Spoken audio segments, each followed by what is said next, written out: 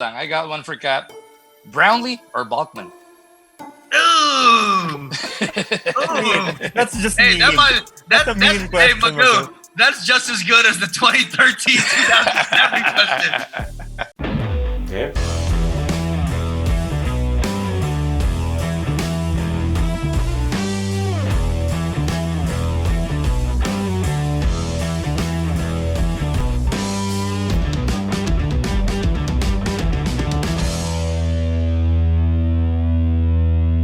The date was January 12th of 2003. A guy named Jimmy Alapag was drafted 10th overall in the PBA rookie draft. The PBA landscape will never be the same. Philippine basketball will never be the same. We just didn't know it yet at that particular time. My name is Carlo Pamintuan with Magumar John, our special guest for our final episode of the first season of 2OT here on Tiebreaker Times is Captain Jimmy Alapag. Jimmy, thank you for joining us. Hey, thank you guys. You guys are my guys, man. So I'm thankful to be here. Good to see you guys. Cap, It's been a while, Cap. Nice to see you, of course. Hopefully everything's going fine, the family and all that. Thank you. Same to you guys. Oh, and congratulations, by the way. It was all over the news. You're having another kid, right? Man, thank you. Unplanned, but a blessing for sure, man. So thank you. So you getting a quarantine 13 years from now? Possibly. Just a reminder that 2OT is presented by Smart Sports. Simple, smart, game-changing. Simple, smart ako. And 2OT is also supported by Team Phenom Philippines. Every opportunity is yours. Be phenomenal. Avail of customized jerseys and PPEs by checking out Phenom's Facebook page or heading to their official website, phenomsportswear.com. Cap, this has been a very challenging time for all of us. I know that your schedule is usually packed. I see your Instagram post at the gym at 3 a.m.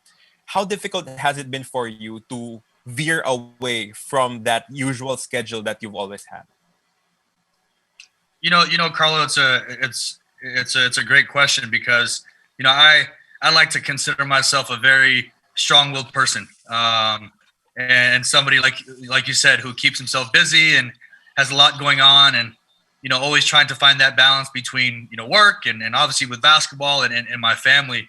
But for everybody who tuned in, I'm sure a lot of people can relate because the first 5 or 6 weeks of this pandemic, of the lockdown, as you know, because you've been with us with Alab in the past, to have the season just cut abruptly short, considering, I think more so considering what we had to go through this past season. We just had a ton of just obstacles to overcome, from a late start, almost a completely brand new team going to this season. Obviously expectations were still high, and it seemed like we were able to get over and through those hurdles. 5 months into the season, we were sitting in second place. Everybody knows by now we had John Fields and the legend himself, Justin Brownlee, on board, and it never got off the ground. So that was a really hard thing for me to accept, just because, as you know, very busy time for the ABL. We were right in the heart of getting ready for the playoffs, a few weeks away. And that's really where my mindset was. And, to just have it all shut down, it was tough. I really struggled with it at first. Cool. It did get shut down. Everybody over there is frustrated, of course. Any news of where the ABL will go next, or if it gets restarted for the next season?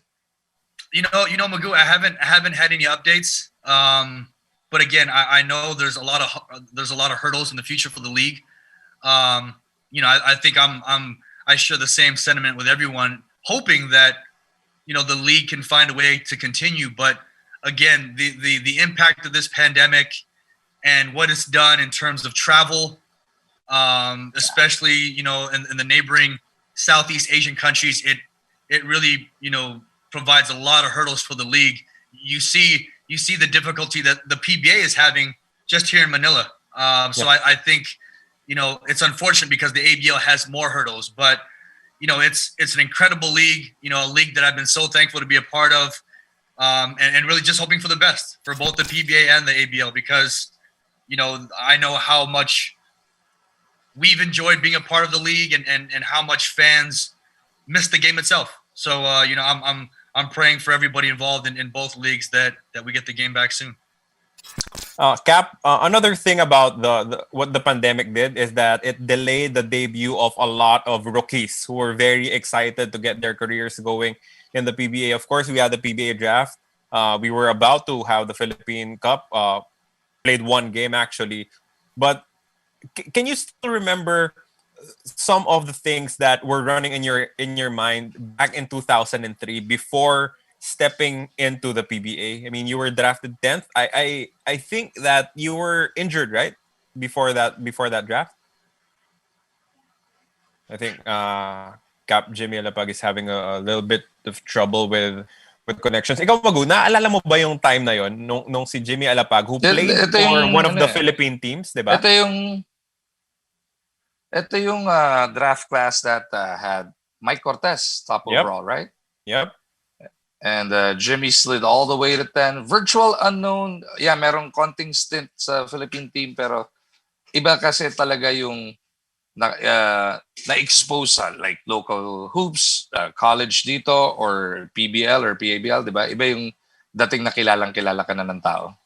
Of course, Mike Cortez was the top pick of that particular draft, playing all of those and deservedly so. Yep, all of those years winning championships with the Green Archers. Tapos samahan mo pa ng mga transferees from the NBA, Romel Aducul, Eddie Laure, big name prospects who also were in that draft class. And then you get a mix of Filipino Americans na hindi rin masyadong kilala like Jimmy Alapag and Harvey Carey, Brandon Cablay nandyan din. But I mean, we saw him in the national team. We saw Jimmy Alapag as a part of the two national teams back then.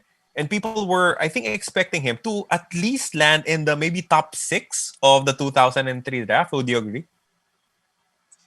Siyempre, oo naman. Pag nakita mo, may potential na talaga si Jimmy even back then. Pero I'm guessing maybe his size is naging question, or nagkaroon ng question mark from that back then if he can compete at that size sa PBA. But pinatunayan nga, kaya nga Mighty Mouse, pinatunayan nga ni Cap Jimmy na wala naman lahat sa tangkad yan. It's still sa tibay na loob pa rin, sa utak sa basketball, and syempre sa puso sa laro, ando dun pa rin kailangan.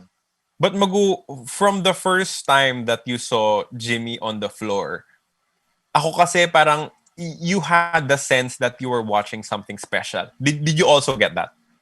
Yes. Yung from small guys, makikita mo malakas maganda shooting talaga, magaling mag-dribble, pero yung lakas din ng lundag ni Jimmy. You remember that dunk? You remember that putback jam? Yeah. Willie Miller fast break. Yun. Sakto. Willie Miller, eto ba yun? Hindi, sa Philippines to eh. Pero yan, doon pa lang eh. Kahit sa Team Pilipinas, dumadakdak naman talaga si Jimmy. Pero I remember that, yung Willie Miller fast break, awful miss, off the board. Kala mo sinadya na pa-alley-oop. Sabay, from out of nowhere, the Mighty Mouse just sprung to action, I guess, and then threw it down. And yun yung mga tipo ng mga play na malalaglag ka sa kinaupuan mo. Like, yep. Are you kidding me? Did you just see what you just saw? Parang you won't believe your very own eyes, di ba? And yung mga games si Jimmy Alapag, back when he was still a very young point guard, it would be very important, if you are a fan, it would be very important for you to show up early in his game and watch the shoot around. Kasi gugulatin ka talaga nito si Jimmy Alapag. Not a lot of people know, but he would get up there. As in, binabato niya sa board yung bola, sinasalo niya, would slam dunk with both hands, reverse. I mean, he was really, small, but in terms of athleticism, he was right up there with some of the best in the PBA. Kaya nga, actually, habang wala si Jimmy, baka ayaw niyang pagkwentuhan eh. Naalala mo? Kaya nga natira siya. Nung mga panahon na yon, ganun ka nakakaasar si Jimmy Alapag pagkalabang ka niya na na-clothesline si Jimmy and the guy was actually banned for almost close to a year. Yeah. Di ba? Si Jemuel Yun. Yun. Ayoko na nga banggitin ko naman. No? alam din naman ng mga tao eh. Pero ganun nga ka nakakapikon kalaban. Kasi nga gugulatin ka eh. Hindi mo akalain yung ganyan itsura. Wala pang mga tattoo si Cap noong mga panahon na yun. Parang gupit grade 2. Na talagang malinis na dissenting, ordinaryong tao dahil sa height nga niya. Hindi mo akalain ganun katindi pala maglaro ng basketball. But Magu, as we continue to wait for Jimmy Alapag to join us back Kayo po, here in our ano group. po ang favorite Jimmy memory nyo? Di ba? Message nyo rin kami. Yung early days wag mo na yung obvious na sa Gilas. But my question, Magu, is yung partnership nila nitong si Asi Taulaba. Oh yeah. I think everyone expected it to be there for a long time because you had the dominant point guard, you had dominant center, and more often than not, it was a recipe for success in the PBA. Did you also have that feeling? Actually, ang mas nakaka-shock doon, naka-isang championship lang sila together. Yeah. But because that Mur and Jeff combination, yun nga, hinahanap mo nga eh. Pagka bumubuo ka ng team, isang dominanteng malaki, isang sobrang solid na maliit, usually madali nang punan yung mga holes doon eh, 2, 3, 4. Madali nang hanapan ng makakasama yung 1 and 5 mo pagka ganun katindi. Mas nakakagulat pa actually. Of course, there was a lot of issues back then. Si Asi, there were times where he couldn't play because he was banned at the time. May mga issue kung kasama siya sa Fil-Am or sa Fil-Am. Na-resolve naman kalaunan hanggang sa, yun nga naging, nung finally na-clear na si Asi, this was 2003. Yep. Di ba? Nung final, and yun, pagdating na ni Jimmy, na-clear na si Asi, finally, nakakuha na ng success. And yun, makita mo, pati sina Harvey Carey, ito nga yung mga solidong core na itong TNT. No? And then, nung nawala na si Asi, ito na yung grupo na sila, Ranidel na yung kasama nila Jimmy. And the rest is history. Nagkaroon sila ng moment nila. They had their run. That was a dominant run. They became a dynasty for a minute there. Magu, I think we'll have to restart this episode. We'll take a very, very quick break. When we come back, we'll have Jimmy Alapag with us. Magu, mukhang nakikiagaw tayo dun sa internet nung homeschooling ng mga Alapag kids, kaya hindi muna tayo nasamahan ni Jimmy. Sabado nga, may Saturday class. Sa bagay ko, anak ko kanina, pumasok din ng Sabado eh. Pero 1 hour lang. Babalik yan. Ito na si Cap Jimmy Alapag joining us again. Again, to all of you watching 2OT right now, magandang hapon po sa inyong lahat. And thank you for your patience. Thank you for sticking with us. Cap, while you were gone, the people, and we were also discussing about the 2003 draft. You had the opportunity to play for the national team. There were 2 national teams back then, the pool. But can you take us through your initial decision to try it out in the Philippines? What led to you deciding that you wanted to, go to the Philippines and try to pursue whatever career was possible here? Well, Carlo, I'll take you guys back a bit because my 3rd year of college at Cal State San Bernardino in the U.S., that season, the team did really well. We achieved a lot of firsts for the school in terms of, winning the regional championship and advancing to the Division II Elite 8 tournament. And I think that was kind of the springboard. I think I started, hearing from scouts from the Philippines talking to me about, an opportunity to come to Manila to play. And back then, this is way back. This is 99.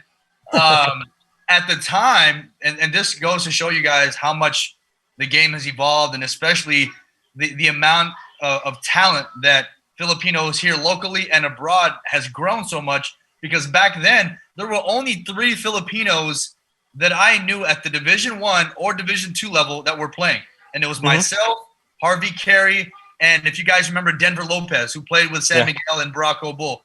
We were the only 3 that we knew of playing at any level. And so my junior year at Cal State was the start. It continued my senior year in 2000 and eventually led to me getting an invite from the late Coach Ron Jacobs. God bless him. And of course, Coach Jong, they gave me the opportunity in 2002, and it started from there. I always dreamed about getting an opportunity to play professionally and to get that chance to come back home to do it. Really, really special, even though at first it didn't work out as I thought it would. Of course, you were part of that selecta team with Asi Taulava playing as a guest team in the PBA competitions back. But what were your expectations, Cap, heading into the 2003 draft? I was optimistic, I guess, Carlo. I knew how much I had prepared because of what happened in 2002, the injury, and really my tryout with the national team ending before it started. So I knew that was still fresh in everyone's mind. But I also knew how hard I had trained to prepare because my experience with those guys showed me the level that I needed to be at. When you're around, guys like Kenneth Duremdes and Danny Siegel and Eric Mink and Asi and Donna Hontiveros, legends of the PBA, to see the level that they were playing at, that let me know how much I needed to prepare in preparation for the next draft in 03. So I was optimistic. I was told by some teams that won't be named that I was gonna go higher in the draft, but again, it was God's plan for me to end up where I was, and went from there. Before you got here, Jim, were there already big Fil-Am leagues in the States, or were you just scouted straight out of Div 2? Or were you playing in Fil-Am leagues? Because that's where most of the scouts really look for talent, right? All of the Fil-Am leagues? Yes. So Mugu, back then, again, it's funny, man, because this is 20 years ago, but back then, a lot of us used to play in what they called the Pacific Rim or Pac Rim tournaments throughout California. Guys like myself, Mark Kagiwa, Alex Kabagnat, Asi, Ali Peak, just to name a few, Harvey. A lot of us played in these Pac Rim tournaments where you would travel to LA, San Francisco, Vegas, and play these, ultra competitive Filipino and Fil-Am tournaments. So it started from there. And, it's so great. You fast forward to where the game is and what we've been able to accomplish, and really go back to those days is really, the start of it all. So, shout out to Don Raimundo, who really helped establish that league. And it's a league that's still running today. Might have been all fun and games back then, a chance to travel, but a number of you guys have made a career out of it. Mm-hmm. Down the pipeline, you've seen all of this talent. You expect a lot more coming from that program? A lot more guys coming out? Magoo, I hope so. Again, when you look at just how the game has evolved, not just here locally, because you see, the incredible talent that we have locally, but the same thing's happening in the States. And so, I hope. My hope is that, the best Filipino players will get an opportunity to come play in the PBA because they deserve it. And whether they go through the Pac Rim pipeline or any other, Fil-Am leagues in the States that, will provide an opportunity for these guys, the better. Because I know there's so many Filipino kids nowadays, again, from the grassroots level here and the grassroots level in the States, who dream about coming to the Philippines. And that's special because I like to think that I was part of that initial group that came to Manila after going to school and graduating from college in the States and being one of the fortunate ones to come here and play. So if the talent, continues to improve like it does, I hope those kids get an opportunity here because they deserve it. Cap, how much of a driving force was it for you to be drafted 10th? Because you had an outstanding rookie year, but did it serve as a additional motivation to prove everyone that you should have been drafted higher? Hey, Carlo, you know me well, man. It was an absolute driving force. As thankful, man, as thankful and as blessed as I was that day in 2003 to be drafted, it was literally a dream come true, and to to walk out of those doors at Glorieta and to see my mom and dad there, and my mom's crying. There was that part of me that was so happy, right? Because it's a dream coming to fruition. But the other half of me, oh, yeah, you better believe it. I mean, it was an absolute driving force to show everyone that I understood what happened in 2002, but I was going to show everyone that I was good enough and I deserved to be in the league. And that was definitely a chip on my shoulder that I carried, man, throughout my career. So did your matches with Mike Cortez and the Alaska Aces take extra attention? No, you know what, Carlo, they didn't. It was everybody. It was everybody. Carlo. Mike Cortez was number one. There were still 2, 3, 4, 5, 6, 7. The cool guy was just one. It was everybody, man. Because you know how it is when you're young, right? I look back, and again, it's something that I value and appreciate more because I'm retired now, and I've been away from the game for a few years. But I think back to how young I was, and when you're that age, I think obviously winning is everything, but there is a part of you that wants to prove that you belong, right? That you deserve to be in the best league, one of the best leagues in Asia. And like I said, I knew how prepared I was, but I understood what was fresh in everybody's mind, which was the injury in 2002. So, it was definitely a driving force to show that was to be the best that I could because of the other point guards who set the bar so high. I mean, there's so many of them. When you talk about Olsen, Johnny, Ricky Brown, Hector Calma, Ronnie McSanuk. I mean, you're talking about guys who set the bar extremely high for the rest of us coming after them. So, I want to do my best to try to live up to that as well. Cap, you mentioned it earlier. You were part of probably the first wave or the first big invasion. There have been Fil-Ams in the past. You already mentioned one, Ricky Brown, former MVP as well. There have been a number of them, but your batch, almost everybody after the Fil-Shams were gone, just the Fil-Ams were left, almost everybody was still quality. And even the next maybe 2 or 3 batches after you, a lot of these Fil-Ams came in, but a number of them didn't find the same success. And nowadays, we don't see as many Fil-Ams really come in like a storm like your batch, like when you and Kagiwa and Asi and Mac, when you guys came in. Mm-hmm. Is it a lot tougher? Did the homegrown Filipinos get a lot better? Or is it just tougher for Fil-Ams to adjust to the lifestyle in Manila? Because I see a number of them maybe go to the PBL or now the D-League or maybe even the MPBL, but never really make it, go back home after a year or two. That's a great point, Magoo, because I gotten so much better, and that's a credit to really just the development of the sport here in the Philippines, because the experience, the teaching of kids at a younger age from the grassroots level, it sets the bar from there for everybody moving on up to high school, to college, and eventually the pros. So I think it definitely is a bigger challenge for Fil-Ams coming over, whether it's from the States or anywhere abroad, to make an impact. I think it forces the other Filipinos who are playing abroad who come to the Philippines. I think that's the challenge for them now, that you have to make sure, because the standard has been set. You look at the PBA now, and you look at what team owners and GMs and coaches are looking for at the respective position. If you think about point guards, who comes to mind? Let's see, you name them: Jason Castro, Chris Ross, L.A. Tenorio.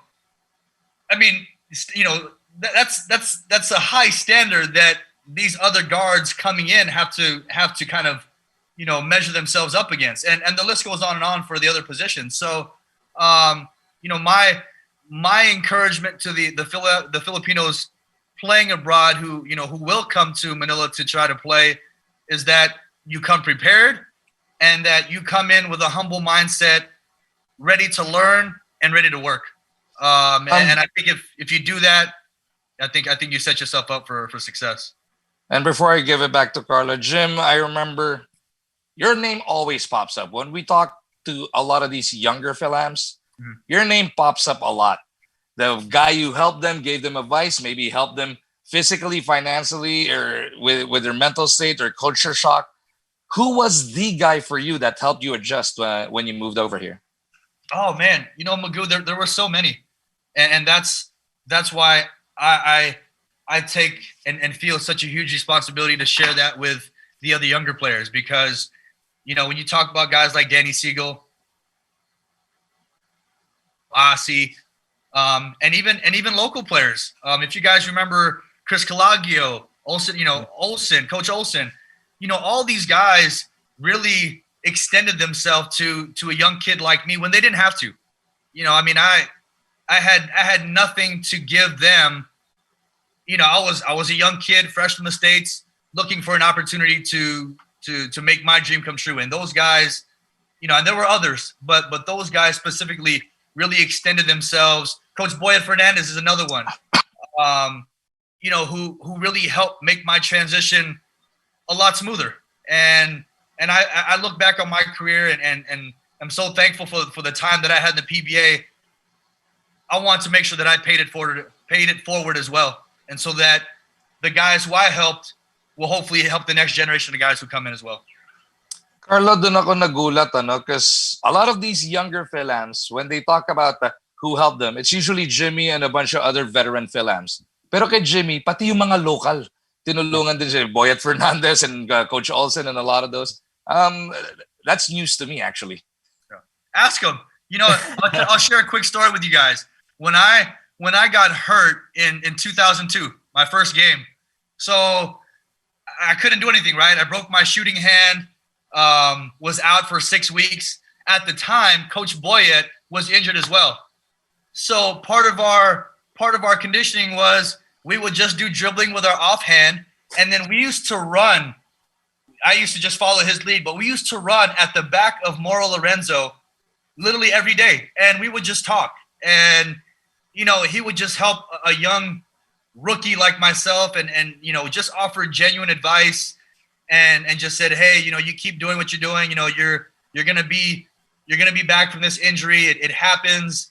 And it's something that I still remember. I mean, this is like almost 20 years ago. And like I said, having people like that extend themselves when they didn't have to meant a lot to me. And that's why I made a point to do my best to the younger guys, because I mean that's the circle of this game, right? You do the best you can, you work, you dedicate yourself to the game, you give everything you have, and at the same time, as it's getting closer to the end, you share that wisdom, you share that experience with the younger guys, so that hopefully they'll be better, and then they can share it with the guys coming after them. And that was really important to me. Cap, one of the names you mentioned was Olsen Rosella, and one thing that really stuck in my mind. I don't know why, but this particular instance I remember very well. You were playing for Selecta. I think it was your first time to play or something like that. Mm-hmm. And you were fouled. You were at the free throw line. You missed the first one, if I remember it correctly. You missed the first one, and Olsen approached you, tried to talk to you, maybe calm you down. Do you remember that moment? Yeah, I do. And the funny thing is, I made the second free throw, not knowing my hand was broken. But again, we all know Coach Olsen, right? And we know his character. We know the success that he had in the league, and that's what I mean. For somebody, a veteran point guard who'd already had so much success in the PBA, for him to extend himself like that and to help out a kid who technically was challenging him for that same position. It just speaks volumes of the type of person and the type of coach that he is now. And you see the fire that he has when he coaches, and you see how hard his kids play for him. And I'm really thankful that he took me under his wing way back in 2002 when, again, he didn't have to.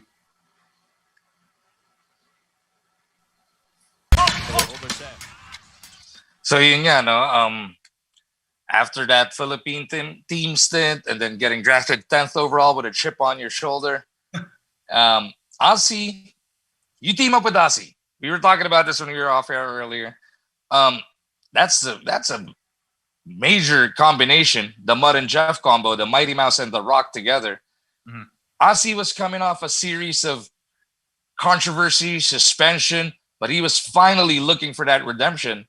Mm-hmm. And it just seemed like you were exactly what he needed. You win that championship right there that year. How tough was that to just at that young age, to just really break through and win right away, get that instant success in the PBA? It was tough, Magoo, because at first, right, if you guys remember, we had Coach Paul Wolpert. And Coach Wolpert was a great coach. He drafted Harvey and I, but we made a coaching change, or the team made a coaching change midway through the eliminations. And Coach Bonal was coming off of a championship with Ateneo. So, we weren't really sure, where we were as a team. But I think the great part of that team in 2003 was there was a great balance of young guys, like myself and Harvey. I mean, if you guys remember Kahivilia. And then, veteran guys, not only Aussie, but man, for me, and I may be a little biased, but I think the greatest mid-range shooter ever in the PBA in Vic Pablo. Oh, yeah. We had Mark Talan, Patrick Fran, Bong Ravenna. I mean, veteran guys who'd been established in the league. And I just felt like it was a great mix of guys.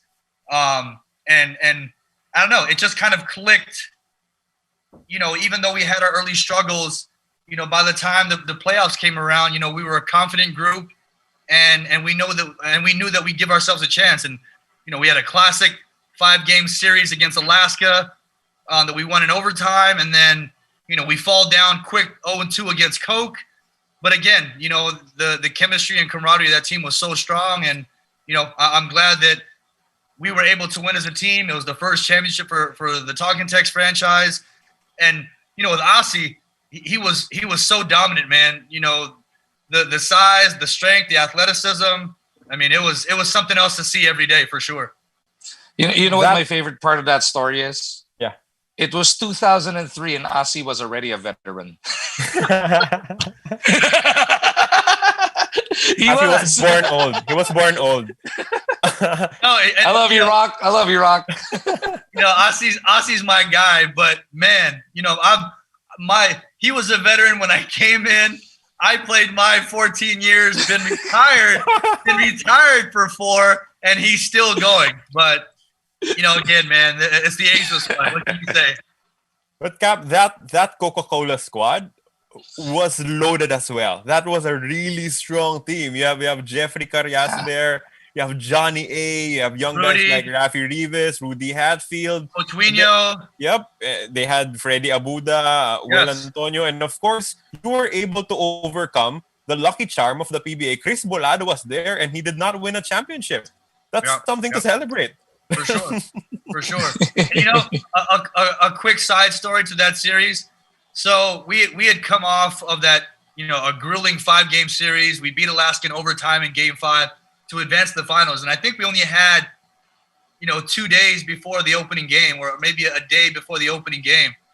And of course, I'm matched up with, arguably the best point guard ever in the PBA in Johnny Abrientos. So I'm so excited, but I'm so nervous, right? I'm cramping, guys. I'm cramping in warm-ups at Cuneta Astrodome. It was just nerves. It wasn't fatigue yet. It was just your nerves. It might, it might have been both, but we get absolutely, manhandled the first game at Cuneta. I think we lost by 20 something, and man, it didn't look good for sure. But to be a rookie and to play against, again, for me, arguably the best point guard to ever play in the PBA was really special. So shout out to my guy Johnny A, Coach Johnny A. Were you trying to dunk? Were you dunking before that game? Might have helped. I might have been, which was a bad move. But again, you're young, right? So I probably tried a few times, which wasn't a good idea. For the record, Gab, for the younger generation, actually. I'm sorry. For the record, for the younger generation out there, what's your official height? 5'9". 5'9". We were talking about it when you went off air earlier. A lot of kids nowadays wouldn't believe us when we said that you got above the rim a lot back then, especially during warm-ups. Yeah, back when the mileage was very low. If you guys saw my IG post about maybe a month or two ago, that's the one thing you have on tape, I finally found the golden tape deep in the archives that I actually could dunk. So and it was all to find that tape. And it was all thanks to that horrible Willie Miller miss, right? Yeah. No, it was a pass. Sorry, it was a pass. My bad, Willie. I'm gonna say it was a pass. Willie's my guy. I'm gonna say it was a pass. A perfect one at that. There you go. I'm here. It was 2003. You win in your first stint in the finals. I mean, we would understand. People would understand if you start to feel that it was going to be easy, that the championships were going to be regular for you and for Asi back then. Mm-hmm. Can you run us through the kind of struggles that you had to face after winning that championship and going through the drought that you did? Yeah, that was as great of a feeling it was, Carlo, to win that first championship. First conference, all Filipino championship. I mean, first for the franchise, it was so special. But then, man, I think it was a 5-6 year drought for us, mm-hmm. and it was tough. And I was, back then so hard on myself when we would lose, because through that window for those 5 or 6 years, I think we got to the finals 4 more times and lost every time. Mm-hmm. I believe we lost to Ginebra twice, San Miguel once, and I think Alaska another time. So it was tough because, we were a team in transition. We tried different lineups, and for one reason or another, it just wasn't working, and it was tough. Because we had a lot of great players come through during those years, but it didn't result in the championship. And when you don't win, changes are going to be made, and that's that we weren't immune to that either. Well, one of the biggest parts, or one of the biggest pieces of that shuffle, was when Asi got traded away. He's your guy, we all know that, but how tough was that for you? Like, he went to a different team already. Like, did you believe that you should have stayed together a little longer, I guess? Magoo, I would have hoped that we could have. But it's one of those things that are out of your control. And I remember when he called me, man, I was in tears, man. Because when he got traded, I was probably 27, 28. I felt like, I was turning that corner and becoming a veteran of the league, I guess. And Asi was still a veteran, right? And Asi was still a veteran, of course. But I think just being young and naive, I think you always hope that you're going to play with certain guys for your whole career. And he had done so much for me as a big brother, coming into the league, and to really fully understand that we weren't going to be teammates anymore. It was tough. We'd had an up and down relationship because we're so competitive, but the respect that we had for each other was always at the top. And, I just wish we would have had more success together, but, we'll always have that first one. And then, Cap, of course, the player that TNT got off that exchange was Ali Peak, and he turned out to be the starting center for your team. Yes. And he was one of the pieces that led to the golden age of TNT basketball from 2009 to 2013. Very different players, very different roles. Asi was a dominant, scorer, rebounder. Ali played, almost strictly to his strength. Yes. What changed? What allowed you to have more success, I guess, with Ali in that squad? Again, Carlo, as losing a great player, a Hall of Famer like Asi, we picked up another Hall of Famer in Ali Peak. And Ali may not have been the dominant scorer that Asi was, or, even though he was definitely dominant, around the glass. And even though, Asi's a few inches taller, Ali's ability to protect the middle and protect the rim and shoot, I know for me covering my butt a bunch of times, you know, on that back line. I mean, it was a big key for us, you know, because we were so strong on the wings and at the point guard with Jason and I, but just knowing that we could lean on Ali, because not only was he there for us defensively, but he could step out, and I mean, he was so consistent, you know, from the elbow, free throw area, whether it was a jump shot or a jump hook. And he was also a guy who can get points for us if he posted up. So I think it just gave us a different dynamic. And, you know, you guys know Peak, man. Peak's hilarious. And, you know, he was absolutely a key part of our team. But there were so many guys during those years that made it all work. And he was one of them. My favorite Peak is an angry man mountain. And Ollie Peak gets mad. I love that. But you were talking about the different pieces. It all came together. Ranidel coming over from Air 21. The Santa Lucia boys, Kelly Williams and Ryan Reyes. Larry Fonacher coming over from Alaska. You guys got ridiculous there for a while. Yes, and don't forget Jared Dillinger and Rob Reyes. Mm-hmm. Oh yeah. You know, and then Jason. Sorry, and Jason as well. Yep. Yeah, I mean, an incredibly special time. You know, and I've being retired and being away and retired from the game, you know, for 4 years now. I mean, I always valued and appreciated that time, but I have an even deeper appreciation for it now because of just how special that run was. You know, because obviously you see the talent, but you know what we went through as a team, both on and off the court. Man, I mean, it's something, you know, that can be written in a book with what we went through, and you know, those guys are my brothers for life, man. And like I said, you know, being retired now, I can look back and really appreciate everything that we went through and the success that we had. Of course, Coach Shot Reyes at the helm of that team, with Coach Norman Black also winning a championship. But Yep. Cap, Jason Castro, drafted in 2008. Did you feel that something special was about to happen when you picked up Jason? For sure. Especially because we got to remind everybody the Jason Castro pick, you guys gave away Jay Washington, Yes. if I'm not mistaken. Yes. To get that number 3 pick. Yep. Coach Schott and the management, I guess, really saw something. Were you guys surprised that you were giving away somebody like Jay Washington for a pick? Yeah, I mean, it wasn't easy to see Jay Wash, you know, go, but again, you know, similar to what happened with Aussie and Ali, you know, I mean, I could see the talent in Jason right away, and I knew down the road he was going to have the keys to the car and continue to lead the franchise. I think the biggest thing that I saw from Jason is just his growth. Not as a player. I mean, we all knew, you know, I know we all knew how great he was going to be because he worked so hard and you know, Jason's low maintenance. He comes in and he comes ready to work every day. But it's been great to see his growth in terms of his leadership because, you know, it's something that we laugh about, but he would not say a word.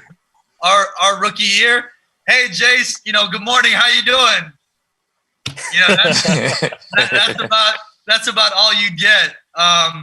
But, you know, you get older and you grow in your relationship with your teammates and your brothers, and he, you know, he opened himself up to the team, and I think the team, you know, it resonated with all the guys, and you just saw his personality and again his leadership grow, and now again he's another future Hall of Famer, and so man, a special run we had together. He's one of the best for sure.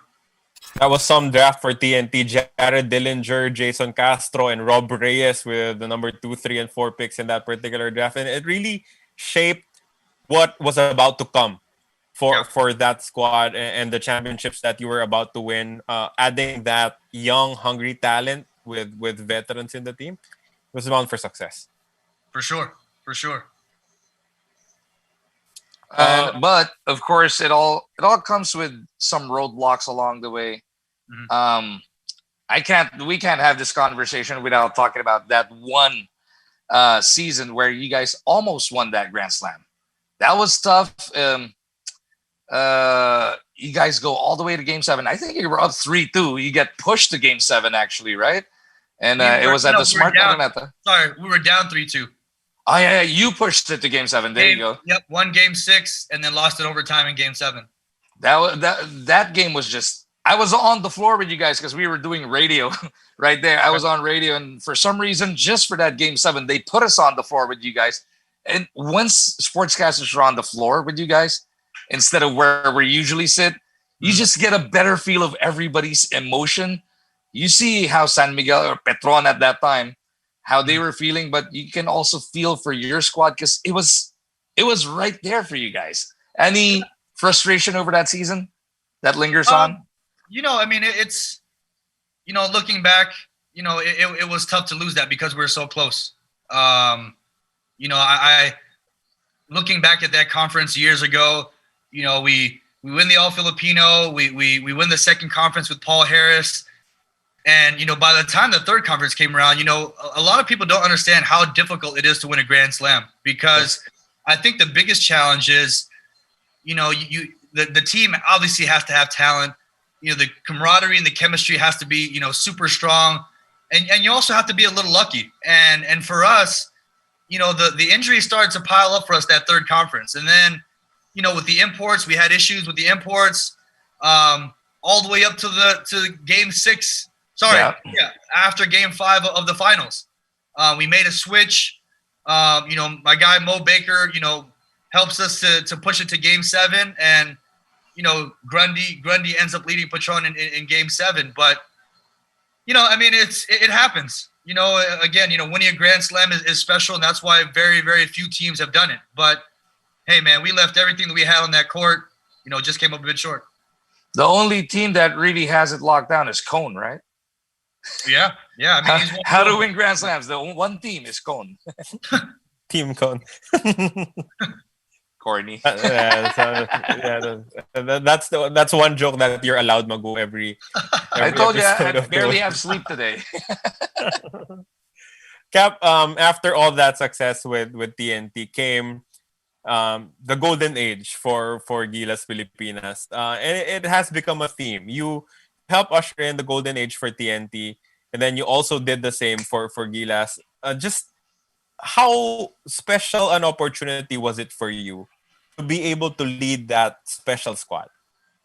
Oh man, I remember I got the call from Coach Schott, invited me to be a part of the team in 2013, and man, I tell you, I had to take the call, and I walked outside, and I remember Coach saying, remember what happened in 2007 in Tokushima?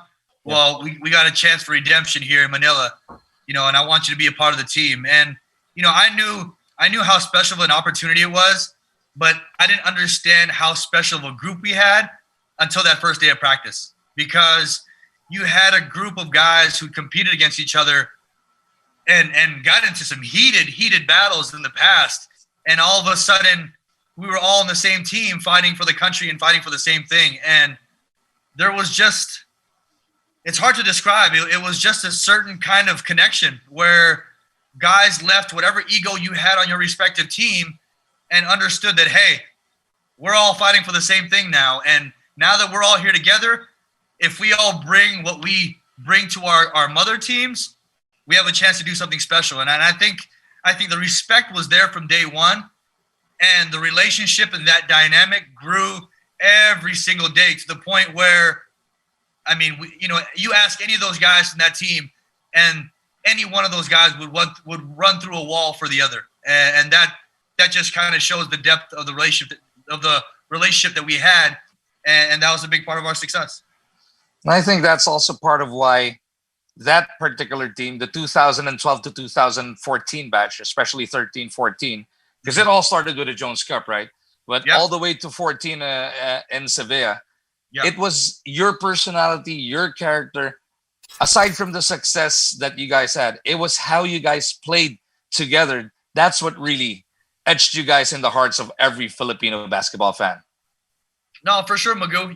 And that was important for us because we, you carry such a huge responsibility when you represent our country. I mean, that's just what it is, because every Filipino, all 120 million of us all over the world, we all have a certain connection with this love and passion we have for the game. So if you represent the entire country, there's a responsibility that comes with that. And it's something that we understood. It's something that we acknowledged. And it's something that we took to heart. And we wanted to make sure that when we played, not only were we making, each other and the country and our families proud, but we wanted the team to be a team that locally or our couple buy-ins abroad could really look at our team and say, man, we're proud of how they play, how hard they play, and how they're a representation of us. That was something really important to us. And again, it's part of the responsibility when you play for the national team. And I'm thankful that we were able to do that the best we could. Cap, there were a lot of amazing stories from that 2014 World Cup stint. Of course, that close loss to Croatia, Gabe Norwood's dunk against Argentina, your win against the Jimmy threes Senegal. before Damian Lillard, before Yep. James Harden. Yep. Only Steph Curry was doing it at that time, and then Jimmy. But the Damon Carden, they picked it up along the way. the most popular behind the scenes story was you telling your teammates not to take pictures with NBA guys. That is far the most popular behind the scenes story from that. Did it just come? Cap got mad in naturally group chat. for you. Yep.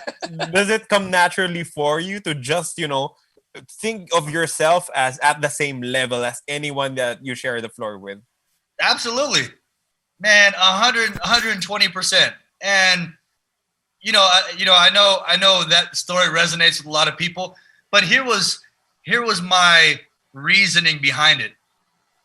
We hadn't been at that stage, right, in 40 years.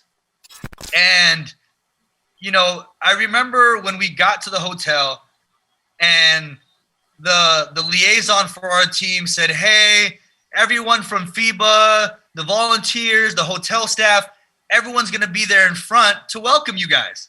So this is 40, 50 people. And I'll never forget. And Jason in LA and I, we still laugh about this. We get off the bus and we're the first three guys off the bus. And I tell you guys, the faces of everybody was like, you got to be kidding me. This can't be the bus with the Philippine national team. And, as funny as it was, it made me realize right then in that moment that they didn't expect us to be there, and they thought that we would go there, lose by 40 or 50 every game, and come back home. And, and I think because we had such strong chemistry and camaraderie with our group, I wanted everybody to understand, because it was that story happened after our last practice, because Greece was practicing after us, and I forget who was practicing before us, but I know the guys were like, oh man, we're going to get pictures after. And the reason why I told the guys, like, hey, no pictures until after the game or after the tournament, because I wanted the guys to respect us. That's something that my dad taught me when I was a kid. You treat people the best you can, and you respect people so that they respect you. And I really felt like we weren't getting any respect up until that first game against Croatia. And after that, everything changed. And everybody knew that we deserved to be there, we were good enough to be there, and that if you don't come to play, we could beat you. Okay. Exactly. That's exactly, from my perspective, just observing them when we were there. Nobody cared about Filipinos until after the first game. After the first game, they were, these guys are here to play. They're not just here to take pictures and get souvenirs. You guys were there to play. No, absolutely. And I'll tell you, man, I did feel so bad, because I think Bo, Gary, and Ronadale wanted to get a picture with somebody. I said, hey, man, what are you guys doing? No pictures yet. I think that's with Scola, I think. Yeah, it might have been with Scola, and the guys looked at me like, dang, Cap, it's just a picture. but again, I wanted them to see that we weren't there as fans, that we were there to play. How come you didn't get mad at Gabe? He got a picture with Scola. I must not have seen him, because I would have told him the same thing. He put him on a poster. Yes, he did. That's how you get a picture, right? Cap, if you could get one of those games back, What game would it be? Would it be Puerto Rico? Would it be Croatia? If you could just redo that one game, which Cap, would you up to this day, you guys only lost to Greece. That's it. That should have been 4-1. Right? Up to this day, man. You know, Carlo, if I had to get back one game, man, it has to be the Argentina game. Man, we had them guys. Yeah. You know, and just the whole thing. You know, I know you've heard different guys talk about that game, but man, the energy at that game, you know, with their fans, our fans, you know, their fans treating it like it was a football game, you know, bouncing the crowd. I mean, it was just a different energy. And the Argentine fans are incredible. They were just ridiculous. Incredible. Man. And I'll never forget, you know, if you guys remember that game, Scola hits a 3 to put them up 15, and he turns around and he like does this, like this is what I do. Like it was over. and if you guys remember that play, we inbounded the ball super fast, and I swear his back was still turned doing this, and I ran behind him and I hit a 3, and then we called timeout. So it was like, you know, let's try to cut out that momentum right away. And, you know, I was able to knock down a few more to kind of close that gap. But man, that was like the thought in my head that, man, if we don't get a bucket fast, you know, they're going to bury us. And so while he was celebrating, I snuck up behind him and got one to drop before that timeout. Cap, we're talking about so many great moments in your career, from the PBA to the world stage. As a young basketball dreamer when you were a teenager, did any of this seem like even a remote possibility for you? No, not at all, Carlo. Not at all. I think for all the young athletes, you know, who are going to hear this, I was just like them. You know, I was a kid who didn't play very much in high school, even though I was on the varsity team. You know, my freshman year in high school, I didn't play my first 3 years at all. You know, I was the kid that, you know, the people cheered when we were down or up 20 to put me in the game. And so, you know, it was a dream that was so far away, but I felt like every day that I practiced, every day that I worked out, every sprint that I ran, every shot that I made helped get me closer to that dream. And that's why I value and appreciate my time in the PBA and with Gilas so much, because I know how much work it took to get there, and how many people from my family to former coaches to my close circle of friends, how much support I had to keep pushing me when a lot of times that dream didn't seem possible. So I'm thankful, man. It was an amazing journey for sure. But before we start to wind this down, a lot of people are going to be upset over at our live chat on Facebook if we do not ask Jimmy about the Korea game. Yeah. A lot of special moments before that, a lot of special moments after that. But that Korea game, Jimmy, when I think Gilas Korea and I think Jimmy Alapag, for me personally, before I ask you what your favorite moment is, I have 3 pictures of videos on my mind. It was that follow through that you held forever to push that lead to 5. You had that follow through on. Secondly, is when you were just locking arms with everybody on the bench. That picture when you were on the bench because everybody was going to play defense this time. Yep. And then the third one is the Jimmy Jason handshake. Those 3 moments will live with me and a lot of Philippine basketball fans forever, I guess. What was your favorite moment? First, Carlo. Let's ask Carlo first. Of the Korea game, what was your favorite Jimmy moment? My favorite Jimmy moment, I think I already told you when we had a look back, Magu, was that pass to Ranidel.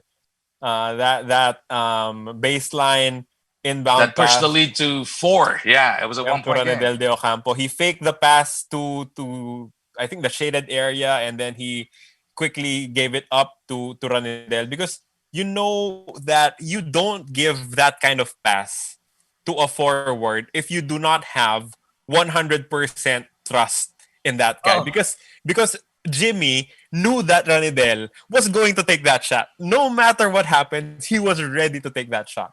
And Carlo, there was nobody else I was going to other than Ranidel on that play. And all I needed was that ball fake for them to bite just a little bit, because I knew RDO only needed that much space. And he'd been my favorite target on talking text for years. And that was a pass that I'd made to him thousands of times. And so I just wanted to make sure that I hit him right in the pocket, and all he had to do was raise up. So that's my guy, man. That's my favorite Jimmy moment. How So about there's you, Magoo? four moments already from that Korea game. What's your personal favorite, Jimmy? Magoo, it's hard to describe the love that I have for those guys. Just because, similar to those golden years with talking text, there was just a connection, man. And everybody who's tuning in, like it's so hard to describe the genuine love, respect that team had for each other, man. Like it was, we lose Marcus, and normally in those situations it's easy to panic, right? I mean, you're on the stage, you're playing Korea at home, and we just lost our best player. And I'll never forget looking around in that huddle at everybody when we knew that Marcus was out, because he said, I'm done. I can't go. And I looked at everybody in that huddle, and there was not one sign of panic, not one sign of fear. It was like game on. And it was almost like Ping from Star, LA from Ginebra, Jason from Talking Text, Japet from Ginebra, Jumar from San Miguel. It's like everybody's button just clicked, like game on. Everything that you got inside you, you better bring it out, because that's what it's going to take. And to know and see that, and then to celebrate when Gabe got that last block and Ping got that last layup, and we're all on the bench, man. Like Jason was jumping up super high. I think we were all jumping that high because like it was in that moment we knew the curse was broken and we were going to Spain. So I'd say half and half. The huddle, that first time out when Marcus went out, and then after Gabe's block, we knew it was over. But man, such a special time, man. Something that I'll hold close to my heart forever. I can still see your follow through, by the way. This is 7 years after. I can still see that follow through. Still dream about it sometimes. Hey, Magoo, I was going to hold that dang thing as long as I could until it went to the basket. Just hold it up there, man. Cool. Hey, man. And I'm so thankful that you're on that call, man, because, hey, we'll always share that. We'll always share that moment together. So really, really cool. It was all about what you guys were doing. Thank you for those moments. Cab, just moving forward with the discussion, of course, after all those great moments as a player, you're now, collecting your special moments as a coach, as an assistant before in the PBA, as a head coach, an ABL championship winning coach with San Miguel Alapag Pilipinas. Just the transition of it, of course, would be a challenge to anyone. But you were a natural leader, and that first championship in the ABL, came 2 years after you started really as a head coach. How special was that moment for you to be able to lead, not by playing, but by completing that team, making sure they were together, and just coaching them all the way to the championship? Carlo, that was a special part. Now as a coach, because the winning part, the championships, those never get old. I don't care what position you have on the team, whether you're the player, the coach, the utility, it doesn't matter. The winning part never gets old. But the special part when you're coaching is that, I don't have any impact on the court anymore, right? Like I can't make that pass anymore. I can't make that shot. But what I can do is I can inspire confidence in our guys. I can encourage them. I can motivate them so that when they step on the court, they're the best that they can be, and not feel like they're in a box and they can only do certain things. Because I always go back to those moments, those moments with my Gilas guys, with my Talking Text guys, and what worked for us. Why were we so successful during those years? And a lot of it is the relationship, and the chemistry and camaraderie that you build, the work that you put in on a daily basis. And for me as a coach, just doing my best to equip those guys so that when they step on the court, they're their most comfortable and they're most confident. And if they do that, they can step out there and play the game the right way and be unselfish, we'll give ourselves a chance to win. And winning that championship, to see our guys celebrate, man, that's the fulfillment you get now as a coach, to see other people, be successful and to pay it forward. Everything that I've learned from way back in high school to the experience in 02 with the injury to all the championships and the Gilas stuff, to be able to somehow input all of that information onto the next generation of guys to help them be successful. Really, really cool, man. And, I've been, incredibly grateful for Boss Charlie, for the opportunity he gave me to basically run the team. He could have very easily said, hey, I want this guy, I don't want that guy. And it was never like that. He gave me absolute control, and he was, 110% confident that I would pick the right people that would represent the country, would represent Alapag, the right way. So, to Boss Charlie, who's listening, I'm forever grateful for that opportunity. Magu? You won that. You also won as an assistant coach with TNT, right? I think that was a conference or two. That was the GM, the team manager. Oh yeah, team manager. I think that was a conference or two right after you're retired, and then you unretired. You explained this to us a long time ago because you wanted your kids to see you play again. So you were with Meralco. Yep. You get to the finals again. Dang, Justin there. Brownlee. And then JB happened. Dang Justin Brownlee. Not Justin Brownlee. Justin Brownlee happened to you guys. And then a couple times, it's still happening to Meralco. It's happened 3 times now. Magu, okay lang, nakabawi naman si Justin Brownlee kay Coach Jimmy. Yeah. He got me back. We're good. We're good. They're level. We're even. But now you've also moved over to the San Miguel Beermen. That's another powerhouse right there. Mm-hmm. You see, with all of the great minds on that bench as well. And we see you sometimes when you're in season with Alapag, you sit behind the bench, but when you're off season, you actually sit with them. What's your actual role with the San Miguel Beermen? Magu, that team and obviously the franchise has been historic, right? In the PBA and all the success they've had, and especially in recent years, they've been dominant in the PBA, and of course you look at the talent there with guys like Chris Ross and Junmar, of course. My role there was a little bit different because I was coming from Alapag, and Coach Leo and Coach George and Coach Pete and all the guys there, Coach Atto, they've already established, their formula for success. Yeah. And so really my role there, and it's the exact same thing that I told them on the first day of practice, was I'm just here to help. I don't know in what capacity. I don't even know if I have a specific role, but I'll be here and I'll be here to help. Whatever I could do, when I'm watching the game, whether it's on the bench, behind the bench, I really didn't get involved too much as far as the game plan. But again, I just tried to help. And I know that's kind of a general term, but, I did the best I could for those guys. And I guess it would have been easier to really try and get your way if they were losing, but they weren't. So you were just like, don't rock the boat, right? Yeah, of course. They've won so many championships in recent years. And again, it's a credit to those guys and Coach Leo and the staff. And so, I wasn't trying to be the guy to rock the boat in any way, but I did feel like I could help in some capacity. I just didn't necessarily have a specific role. But again, did the best I could while I was there, and we were able to win a couple. So, I'd like to think I helped even in just a small way. Cap, before me and Magu ask our final questions, we just have a couple of quick fire questions from the fans watching on Facebook.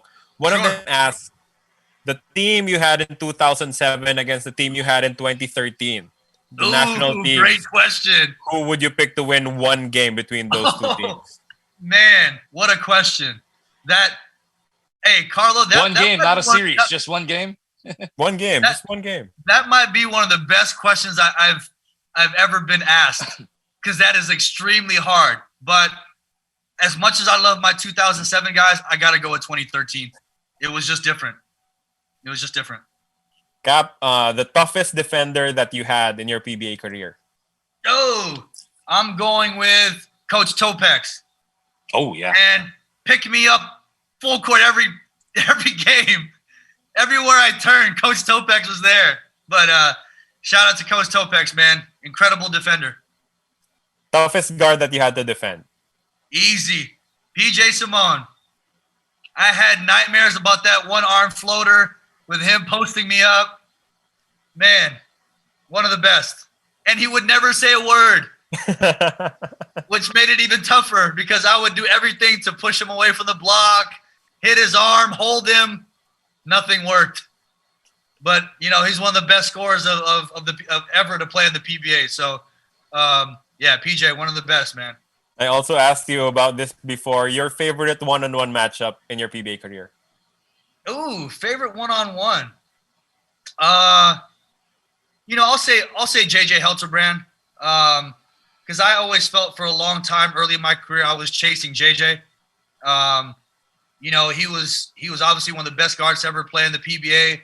Won MVP before I did, and I remember just watching some of his games, man, and he was just playing at such a high level and really dominating games from the point guard position. And so, you know, the classic matchups we had early in our career, you know, I lost to him a couple times in the finals, and so, you know, I always look forward to those battles because I knew I had to be at my best. And you know, again, just, you know, the utmost respect for him and what he did in the PBA. And last quick fire question. I got one for okay. Go, Mago. I'll take I both. got one. I got it. Lang. I got one for Cap. Brownlee or Balkman?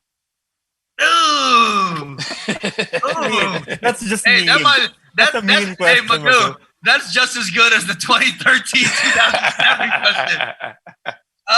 Mean. All right. If I had to pick one, because those are both my guys, I'll go J. I gotta go JB. But Balk is 1B. Justin Balkman. That's a perfect guy. Justin Brownman. Cap, your favorite TNT import? Oh man, Carlo, you're killing me.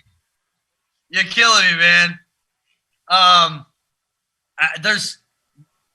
All right, I'm going with my guy Paul Harris. Yeah. But I'll tell you, man, I wouldn't do that question justice if I didn't mention other guys like Gerald Honeycutt, you know, JJ Sullinger, man, my guy Sean Daniels, and another one of my all-time favorites, Donnell Harvey. Not only incredible players, man, but incredible people. So I got to shout those guys out too. But of course, you'll have to go with a guy who helped you win a championship. Hey, man, Paul Harris, baby, all day. Cap, just winding down again this interview.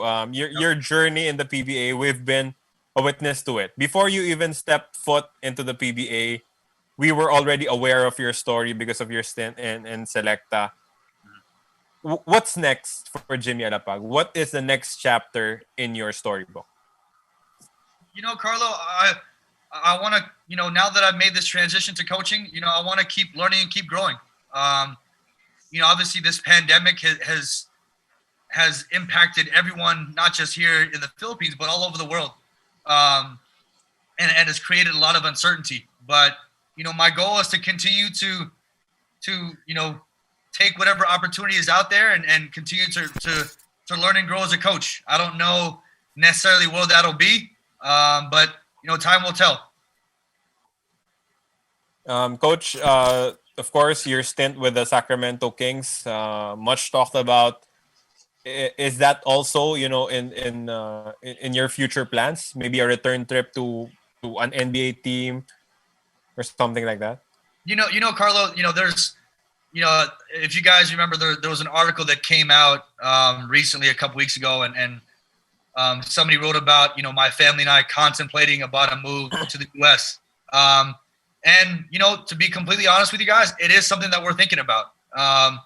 Again, you know, with so much uncertainty around the world, you know, here in our country, especially, you know, from a sports and basketball landscape, it's something that we're thinking about. And I have reached out, you know, to my contacts from Sacramento and other people I know around the NBA and the G League to see what opportunities there might be. You know, we don't know yet, what direction we'll go. But the feedback that I've gotten has been very, very positive. So, we'll see. There's still a lot happening. The NBA's still in the playoffs. They haven't made any announcements in terms of next season, but it's definitely a possibility. So we'll see. So you see Riverside as a Filipino head coach. Maybe we'll have another one in the near future. I hope so, Carlo. What happened at UC Riverside is awesome, man. To see a Filipino head coach, at the Division I level is huge. And again, he's blazing a trail for all Filipino coaches. And I've actually had a chance to talk to him a few times, and we plan to meet sometime in the future for lunch or dinner. But it's awesome, man. I love to see the success of Filipinos here locally or abroad. And again, he's blazing a trail for Filipinos, at the collegiate level, and hopefully one day I might be able to do the same at the pro level there. Coach Jimmy, as a person who has been a fan of yours for the longest time, really good luck on whatever the next chapter will be for you. But my fervent hope is that at some point in the future, after you'd had more success here or abroad, at some point, it is my hope that Jimmy Alapag gets his opportunity to be the head coach of Gilas Pilipinas. And that is me talking as a fan. I'm sure that Magu will agree.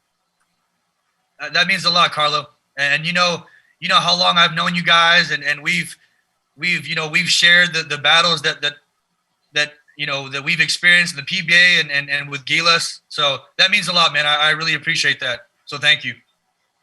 Absolutely, absolutely. We wish you nothing but the best wherever you go, even if you go abroad. But if you go abroad, can we just add that to damn 2020? We lost Jimmy to the States. Nah, but of course, as long as he takes us as water boys, I'm okay. You're right? The water boy. I'm the ball boy. You got two utility guys already, okay? Nah, of course. But we wish you all the best, and hopefully you find what you're looking for and grow yourself in the coaching world. And as Carlos said, sooner or later, Gilas Pilipinas again. Hey, man, I hope one of the next conversations we have in the future, we can talk about that and what my plans will be as the coach. So, hey, man, in God's time, man. But I appreciate you guys. It's been awesome to be able to share my experiences again in the PBA, and especially with Gilas, and even Carlo with Alab. I appreciate you guys being along for the ride, and you guys are the best at what you do. So I appreciate you guys. Thanks, Cap. Just before we close, a message to everyone who has supported you throughout your entire career. Oh man, to all of the fans, the Filipino basketball fans, the PBA fans, the Gilas fans. Just thank you guys. Thank you guys from the bottom of my heart for all the love, for all the support, the prayers. You guys are what makes the game so great, and why us as Filipinos have this crazy love and passion for the game. And I've been thankful to have seen it, to have felt it, and to have been a part of it. So thank you guys, and stay tuned for what'll be next. But no matter what, my heart's always here. And while we'll be thanking you later on as well, Cap Jimmy, as of now, personally, and I bet thousands and thousands and hundreds of thousands of Filipino basketball fans would like to say thank you also, Cap, for who you are and what you stand for and what you made us believe in as well. Thank you, Cap. Thank you, Magu. Appreciate you, man. Well put, Magu. And on that note, we will end this episode. Again, Cap Jimmy Alapag, thank you for your time and joining me and Magu here on 2OT. We also would like to thank Coach Charlie D for helping us set up this episode. A reminder, 2OT is presented by Smart Sports. Simple, smart, game-changing. Simple, smart ako. 2OT is also supported by Team Fil-Am Philippines. Avail of customized jerseys and PPEs by checking out their Facebook page, phenomsportswear.com. On behalf of Magu Marjon, I'm Carlo Pamintuan. Again, Cap Jimmy Alapag, thank you for the time and good luck on the next chapter. Thank you, guys. Thanks, Cap.